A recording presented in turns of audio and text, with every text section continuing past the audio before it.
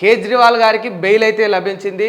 Liquor స్కామ్లో ఆయన ఇరుక్కున్న విషయం అందరికీ తెలిసిందే. అయితే కేజ్రీవాల్ గారికి నిన్న బెయిల్ అయితే లభించినట్టయితే తెలుస్తుంది.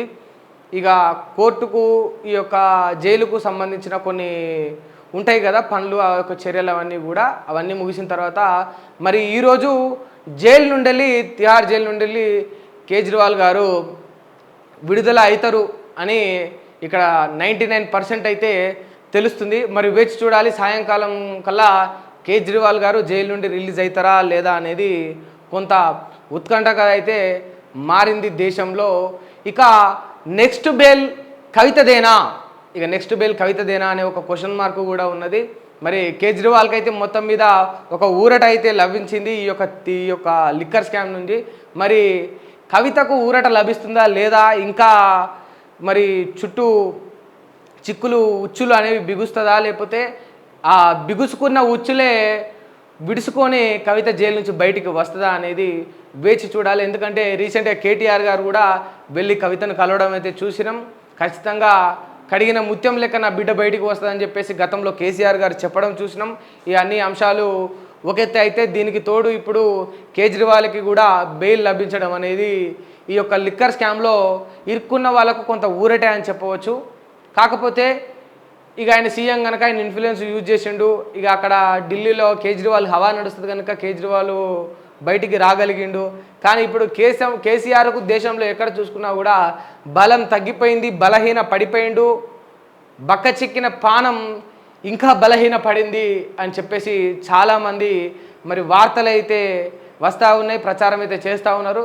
మరి నిజంగా అదే విధంగా కవితకు ఈ యొక్క ఎఫెక్ట్ అనేది చూపిస్తుందా, లేకపోతే ఇవన్నీ కూడా కవిత పైన పనిచేయకుండా నిజంగా కడిగిన ముత్యం లెక్క కవితను కేసీఆర్ జైలు నుంచి బయటికి తీసుకువస్తారా అనేది వేచి చూడాల్సిన అంశం. హామీల భారం చూపండి మార్గం, బోస్టన్ కన్సల్టెన్సీతో కర్ణాటక సర్కారు ఒప్పందం, నిధుల సమీకరణ ఆదాయం పెంపుపై సలహాలు ఇవ్వండి. ప్రైవేటు కన్సల్టెన్సీని ఆశ్రయించిన కర్ణాటక ప్రభుత్వం 6 నెలలకు ఫీజు కింద ఏకంగా మొత్తం 9.5 కోట్ల చెల్లింపు. అలవి గాని 5 గ్యారంటీలతో ప్రభుత్వం ఆగమాగం. స్కీముల అమలు కోసం ఇప్పటికే ప్రజలపై ఛార్జీల భారం. రైట్, అలవి గాని 5 గ్యారంటీలను ప్రకటించి కర్ణాటకలో అధికారంలోకి వచ్చిన కాంగ్రెస్ ప్రభుత్వం వాటిని అమలు చేయలేక అపసోపాలు పాడుతున్నది. హామీల కోసమని ఇప్పటికే ప్రజలపై పన్నుల వాత మొదలుపెట్టిన సిద్దిరామయ్య సర్కారు ప్రభుత్వ ఆదాయం పెంచడానికి అమెరికాలోని బోస్టన్ కేంద్రంగా పనిచేస్తున్న Boston private consulting group BCG గడప తొక్కింది. 5 గ్యారంటీలకు ఇతరత్ర ప్రాజెక్టుల వ్యయానికి అవసరమైన నిధులు ఎలా రాబట్టాలో సలహాలు ఇవ్వాలని మొరపెట్టుకున్నది. నిరుడు జరిగిన అసెంబ్లీ ఎన్నికల ప్రచారంలో 5 గ్యారంటీల ప్రచారంతో ఊదరగొట్టిన కాంగ్రెస్ ఎట్టకేలకు కర్ణాటకలో అధికారంలోకి వచ్చింది. అయితే ఈ హామీలను అమలు చేయాలంటే రాష్ట్ర ఖజానాపై ఏటా మొత్తం 50 నుంచి 60,000 కోట్ల భారం పడుతున్నది. దీంతో గ్యారంటీల అమలుకు అయ్యే వ్యయాన్ని తగ్గించుకోవడానికి ఇప్పటికే ఛార్జీలు పెంపు, పన్ను వసూలను సర్కారు మొదలుపెట్టేసిందట. మరి అయినప్పటికీ హామీల అమలుకు అవసరమైన నిధులు చాలట్లేదు. దీంతో ఆదాయాన్ని పెంచే సలహాలు సూచనలు ఇవ్వాలంటూ గత మార్చిలో రాష్ట్ర ఆర్థిక శాఖ పలు ప్రైవేటు సంస్థల నుంచి ఈఓఐ ఎక్స్ప్రెస్ ఆఫ్ ఇంట్రెస్ట్లను కూడా కోరిందట. అయితే అలది హామీలు ఇచ్చింది సర్కారు, ఏది కాంగ్రెస్ సర్కారు. ఈ యొక్క 5 గ్యారెంటీలు 6 గ్యారెంటీలను అమలు చేయడానికి మొత్తం ముప్పు తిప్పల పడుతుందని చెప్పేసి ఇక్కడ ఒక వార్త అయితే చూస్తున్నాం. ఎట్లా గట్టెక్కాలి, ఈ యొక్క గ్యారెంటీలన్నిటిని ఎట్లా అమలు చేయాలి, ఇచ్చిన మాటను ఎట్లా నిలబెట్టుకోవాలని చెప్పేసి సందిగ్ధంలో ఏమీ తోచక ఏమీ అర్థం కాక ఇక కాంగ్రెస్ సర్కార్ అట, కర్ణాటకలో ఉన్న కాంగ్రెస్ సర్కారు అమెరికాలో ఉన్న కొన్ని కంపెనీలను సలహాలు అడుగుతున్నాయట. అమెరికాలో ఉన్న కొన్ని కంపెనీలను సలహాలు అడుగుతున్నాయట. అయ్యా దొరా, మా దాంట్లో మేధావులు లేరు, మాకు జ్ఞాపక శక్తి లేదు, మాకు అది తెలివి లేదు, వీటిని ఎట్లా పూడ్చాలి, ఎట్లా తీర్చాలో ఆ లెక్కలు తెలియక మీరే చెప్పుందని చెప్పేసి కర్ణాటక కాంగ్రెస్ గవర్నమెంటు సిద్దిరామయ్య గారు పోయి అమెరికాలోని ఓ కంపెనీని అడుగుతున్నారట. ఇది బోస్టన్ ప్రైవేట్ కన్సల్టింగ్ గ్రూప్ అట. అది బోస్టన్ ప్రైవేట్ కన్సల్టింగ్ గ్రూప్ అట. వాళ్ళని అడుగుతున్నారట సలహాలు ఎట్లా తీర్చాలి. ఏటా ఏమవుతుందట, మళ్ళా 50 నుంచి 60,000 కోట్ల భారం పడుతుందట. మొత్తం ఏది రాష్ట్ర ఖజానాపై ఈ యొక్క గ్యారంటీల వల్ల. ఎందుకంటే ఈ గ్యారంటీలనే చిక్కులు ఉన్నాయి, బొక్కలు ఉన్నాయి, అసలు ఇవి సాధ్యపడేవి కావు, ఉపయోగపడేవి కావని ఇక ప్రతిపక్షాలు విమర్శిస్తున్నప్పటికీ కూడా దీనివల్ల ప్రజలకు మేలు జరుగుతుంది, మంచి జరుగుతుంది అని చెప్పేసి ఇక కాంగ్రెస్ అయితే చెప్పుకుంటూనే ఉన్నది. అయినప్పటికీ కూడా ఈ గ్యారంటీల విషయంలో అవకతవకలు ఎక్కడ ఏర్పడుతున్నాయి అంటే ఖజానా దగ్గరికి వచ్చేసరికి అవకతవకలు ఏర్పడుతున్నాయి. ఖజానా దగ్గరికి వచ్చేసరికి అవకతవకలు ఏర్పడుతున్న మాట వాస్తవమే. అక్కడ కర్ణాటక దాకా ఎందుకు 6 నెలలు అవుతుంది ఇక్కడికి వచ్చి. తెలంగాణలో చూసుకున్నా కూడా ఇక్కడ ఉన్న కాంగ్రెస్ గవర్నమెంట్ రేవంత్ రెడ్డి సర్కారు ఈ 6 గ్యారంటీలను అమలు చేయడానికి ఇబ్బందులు అయితే పడతా ఉంది, అది స్పష్టంగా తెలుస్తుంది. ఎందుకంటే ఇప్పుడు ఆగస్టు 15 లోపు రుణమాఫీ చేసి తీరుతా అని చెప్పేసి రేవంత్ రెడ్డి గారు ప్రమాణం చేయడాలు చూసినాం, మాట ఇవ్వడాలు చూసినాం, ఒట్టు పెట్టడాలు చూసినాం, గట్టిగా చెప్పడం కూడా మనం చెవులారా విన్నాం. మరి ఇచ్చిన మాట నిలబెట్టుకోవడానికి రుణమాఫీ కోసం ఇక్కడ ఖజానా లేక వాళ్ళు ఎన్ని తిప్పలు పడుతున్నారో కూడా చాలా స్పష్టంగా తెలుస్తుంది. ఇప్పుడు ఈరోజు ఇవాళ మధ్యాహ్నం క్యాబినెట్ మీటింగ్ కూడా ఉన్నది. రేవంత్ రెడ్డి గారు మంత్రులతో భేటీ అవుతారు. మంత్రివర్గ విస్తీర్ణపై అండ్ ఈ యొక్క ఆగస్టు 15 లోపు రుణమాఫీ ఎట్లా చేయాలి అన్న అంశాలపైన కూడా వారు చర్చించనున్నారు.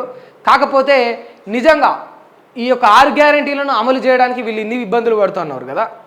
మరి 6 గ్యారంటీలు పూర్తి చేస్తాము, 6 గ్యారంటీలను ప్రజల వద్దకు తీసుకుపోతాము అని హామీలు ఇవ్వడం వీళ్ళ తప్ప, లేకపోతే రాష్ట్రాన్ని అప్పుల కుప్పగా మార్చినందుకు అది బీఆర్ఎస్ ప్రభుత్వం తప్ప అని ఒక క్వశ్చన్ మార్కు జనాల్లో ఇంకా కూడా ఉన్నది.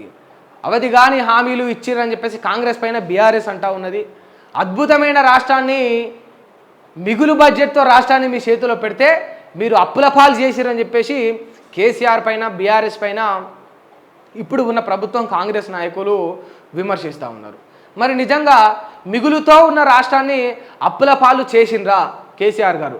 ఒకవేళ అప్పుల పాలు చేస్తే నిజంగా ఎంత లబ్ధి చేసిండ్రు, అయిన అప్పులెంత, ఇక్కడ సృష్టించబడ్డ సంపద ఎంత అనే ఒక క్వశ్చన్ మార్క్ వేసుకుంటే వాళ్ళందరూ కూడా చెప్తున్నది ఏంటంటే అప్పుల కంటే ఎక్కువ కూడా ఈ రాష్ట్రంలో ఆస్తులే ఎక్కువ ఉన్నాయి.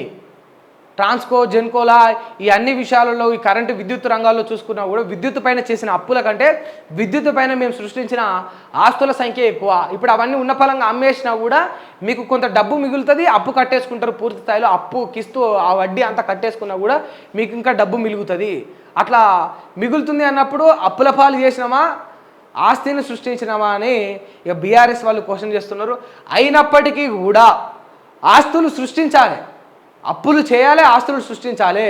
కానీ ఆస్తుల యొక్క స్థాయికి అప్పులు చేరకూడదు అనేది ముమ్మాటికి వాస్తవం. ఆస్తుల యొక్క స్థాయికి అప్పులు చేరినప్పుడు లాభం ఏముంటుంది, ఆస్తుల యొక్క విలువ ఏముంటుంది? ఆస్తులు ఎన్నున్నా కూడా అమ్మి అప్పులు కట్టాలనే ప్రస్తావన వచ్చినప్పుడు నువ్వు నిలబెట్టింది ఏముంటుంది? ఆస్తులు అమ్మి అప్పులు కట్టాల్సి వస్తుంటే నువ్వు నిలబెట్టినట్టు ఎట్లయితుంది? నిలబెట్టడం అంటే ఏంది? అప్పులు చేసినప్పటికీ కూడా ఆస్తులు అమ్ముకునే పరిస్థితి ఉండకూడదు. ఆ అప్పులను తీర్చడానికి నిరంతర ఆదాయం అనేది ఈ రాష్ట్రంలో ఏర్పడాలి. అదొక సైక్లింగ్ అనేది జరుగుతూనే ఉండాలి. అప్పులు చేయాలి, అప్పులను ఇక్కడ ఆదాయం నుంచి కట్టాలి, వస్తున్న ఆదాయం నుంచి అప్పులు కడుతూ ఒక చేతితోటి అభివృద్ధిని కూడా చేసుకోగలగాలి. అప్పుడు రాష్ట్రం సస్యశ్యామలంగా ఉన్నట్టు, అప్పుడు రాష్ట్రం అభివృద్ధి చెందుతున్నట్టు, అప్పుడు రాష్ట్రం అభివృద్ధి చెందినట్టు. అంతేగాని అప్పులు చేసుడు, ఆస్తులు సృష్టించుడు, ఆస్తుల నమ్ముడు, మళ్ళీ తీసుకుపోయి అప్పులు కట్టుడు, వీడు ఏం మిలుగుతుంది? బూడిది తప్ప. ఇదే కదా ఇట్లా జరుగుతుంది కనుక రాష్ట్రంలో ఈ కాంగ్రెస్ ప్రభుత్వం కొంత ఇబ్బంది పడుతున్నట్టయితే స్పష్టంగా తెలుస్తుంది. 6 గ్యారెంటీలను అమలు చేయడానికి కర్ణాటకలో కావచ్చు, ఇక్కడ చూసుకుంటే తెలంగాణలో కూడా కావచ్చు.